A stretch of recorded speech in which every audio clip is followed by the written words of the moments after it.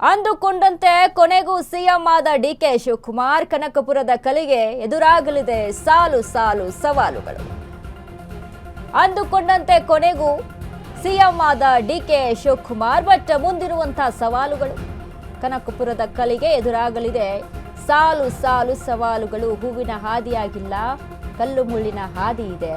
ಮುಳ್ಳಿನ ಹಾದಿ ಸವಿದು ಸಿಎಂ ಪಟ್ಟಕ್ಕೇರಿದ ಕನಕಪುರ ಬಂಡೆ. ಮುಂದಿವೆ ದಶ ಕಂಟಕಗಳು. ಸಿಎಂ ಗಾದಿ ಹೂವಿನ ಹಾಸಿಗೆಯಲ್ಲ. ಅಹಿಂದ ಮತ ಬ್ಯಾಂಕ್ ಮತ್ತು ಪಂಚ ಗ್ಯಾರಂಟಿಗಳ ಬ್ಯಾಲೆನ್ಸ್ ಮಾಡಬೇಕು. ಅಗ್ನಿ ಪರೀಕ್ಷೆಯ 10 ಸವಾಲುಗಳಲ್ಲಿ ಸಿಲುಕಿದ ನವ ಸಿಎಂ ಡಿಕೆಶಿ. ಸಿಎಂ ಡಿಕೆ ಶಿವಕುಮಾರ್ಗೆ ವಿರುದ್ಧ ದೋಸ್ತಿಗಳ ಚಕ್ರವ್ಯೂಹ.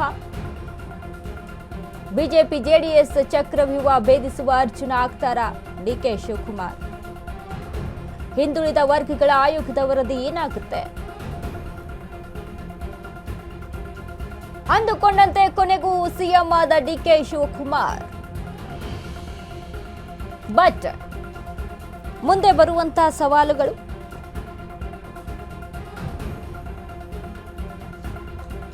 ಸವಾಲುಗಳೇನು ಕಮ್ಮಿ ಇದೆಯಾ? ಗ್ಯಾರಂಟಿಗಳ ಬ್ಯಾಲೆನ್ಸಿಂಗ್ ಇದೆಯಲ್ಲ, ಗ್ಯಾರಂಟಿಗಳ ಬ್ಯಾಲೆನ್ಸ್ ಮಾಡಬೇಕು. ಏನು 10 ಸವಾಲುಗಳು ಡಿಕೆಶಿಗೆ? ಜಿಬಿಎ ಸ್ಥಳೀಯ ಚುನಾವಣೆ ನಡೆಸುವ ಸವಾಲು ಮುಂದಿದೆ. ಸಿಎಂ ಡಿಕೆಶಿಗೆ ತಮ್ಮ ಮೇಲಿರುವಂತಹ ಪ್ರಕರಣಗಳನ್ನು ನಿಭಾಯಿಸಬೇಕು. 2028ರ ವಿಧಾನಸಭಾ ಚುನಾವಣೆಗೆ ಸಿದ್ಧತೆ ಬೇಕು. 2028ರ ದೃಷ್ಟಿಕೋನದಲ್ಲಿ ಅಹಿಂದ ಮತಗಳ ಕ್ರೋಢೀಕರಣ, ಜಾತಿ ಗಣತಿ, ಮೀಸಲಾತಿ ಹೆಚ್ಚಳದ ಬಗ್ಗೆ ನಿರ್ಣಯವನ್ನ ತೆಗೆದುಕೊಳ್ಳಬೇಕು. ಸರಿಯಾದ ರೀತಿಯಲ್ಲಿ ಬಿಜೆಪಿ ಜೆಡಿಎಸ್ ಅನ್ನ ಸಮರ್ಥವಾಗಿ ಎದುರಿಸುವಂತ ಸವಾಲಿದೆ ಡಿಕೆಶಿಗೆ. ಸದ್ಯ 13 ಜನರ ಸಂಪುಟ ರಚನೆ, ಇನ್ನು 27 ಶಾಸಕರ ಸೇರ್ಪಡೆ ಆಗಬೇಕು. ಯಾರನ್ನ ಆಯ್ಕೆ ಮಾಡಬೇಕು? ಸಿದ್ದರಾಮಯ್ಯ ಆಪ್ತರನ್ನ ತೃಪ್ತಿಪಡಿಸುವುದು, ಪಂಚ ಗ್ಯಾರಂಟಿಯನ್ನ ಬ್ಯಾಲೆನ್ಸ್ ಮಾಡೋದು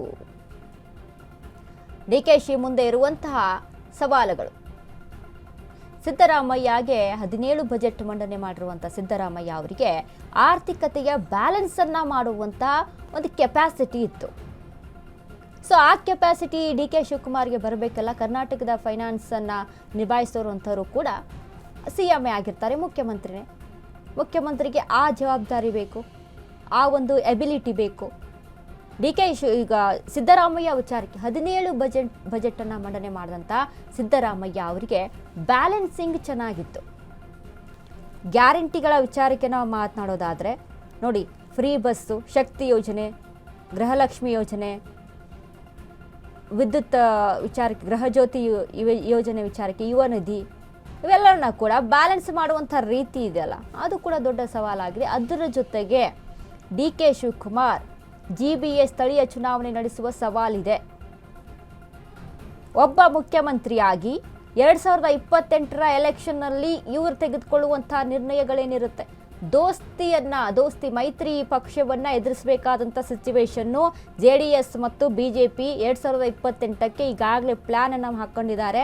ಯಾವ ರೀತಿಯಾಗಿ ರಾಜಕೀಯವನ್ನ ಮಾಡಬೇಕು, ಹೇಗೆ ಅಧಿಕಾರಕ್ಕೆ ಬರಬೇಕು ಅನ್ನುವಂಥ ನಿಟ್ಟಿನಲ್ಲಿ ಅದನ್ನ ಎದುರಿಸಬೇಕು ಡಿಕೆ ಶಿವಕುಮಾರ್. ಇಷ್ಟೆಲ್ಲ ಸವಾಲುಗಳು. ಸಿಎಂ ಗಾದಿ ಹೂವಿನ ಗಾದಿ ಆಗಿಲ್ಲ, ಈಗ ಕಲ್ಲು ಮುಳ್ಳಿನ ಹಾದಿ ಆಗಿದೆ.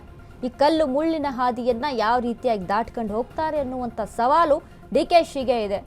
ಬಟ್ ಡಿಕೆ ಶಿವಕುಮಾರ್ ಅವರ ರಾಜಕೀಯ ನಡೆಯನ್ನ ಗಮನಿಸಿದ್ದೀವಿ ಅಲ್ವಾ ನಾವು, ಇಷ್ಟು ದಿನ ಅವ್ರು ನಡ್ಕೊಂಡು ಬಂದಂಥ ರೀತಿಯನ್ನ ಗಮನಿಸಿದ್ದೀವಿ ಅಲ್ವಾ ನಾವು. ಎಲ್ಲವೂ ಕೂಡ ಸಮರ್ಥರು ಅಂತ ತೋರಿಸ್ಕೊಟ್ಟಿದ್ದಾರೆ. ಇದರಲ್ಲಿ ಮುಂದಿನ ನಡೆಯ ಬಗ್ಗೆ ಕುತೂಹಲ ಇದೆ.